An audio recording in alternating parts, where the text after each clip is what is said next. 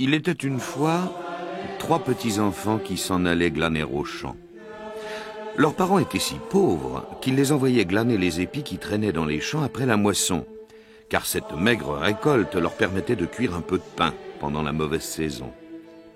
Or, un jour, les enfants s'éloignèrent du village.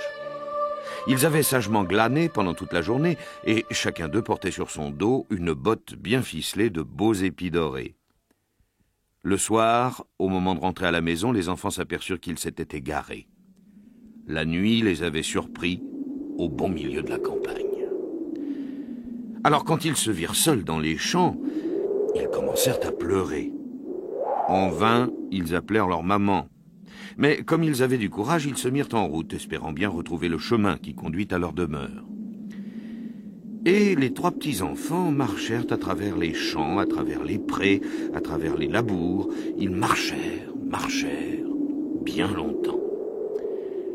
Au milieu de la nuit, ils arrivèrent en vue d'un village qui leur était, hélas, inconnu.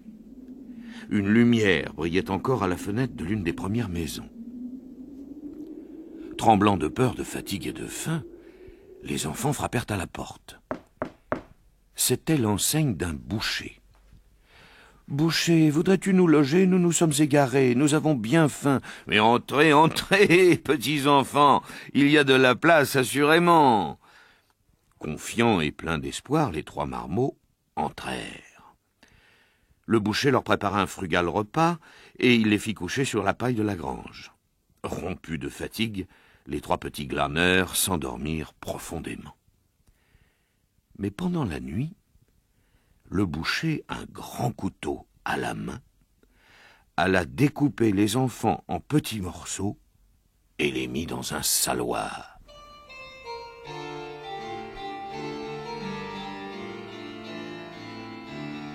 Pendant 3 ans, plus personne n'entendit parler des malheureux. Et puis un jour, Saint Nicolas vint à passer en Lorraine. Il s'arrêta précisément à l'enseigne du sinistre boucher qui avait égorgé les 3 petits-enfants.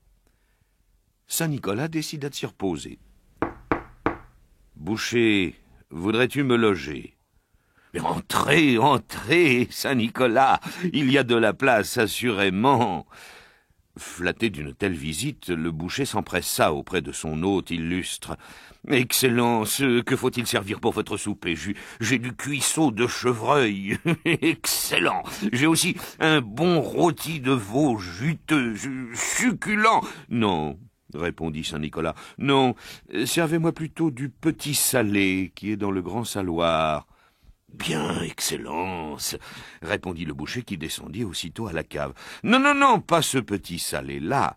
Je voudrais de celui que tu as fait il y a 3 ans et que tu as caché au fond de ton saloir. » Le boucher devint tout pâle et trembla de tous ses membres.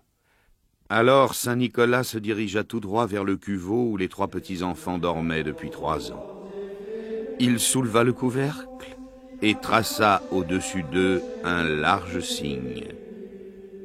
Aussitôt, les 3 enfants se dressèrent, miraculeusement rappelés à la vie.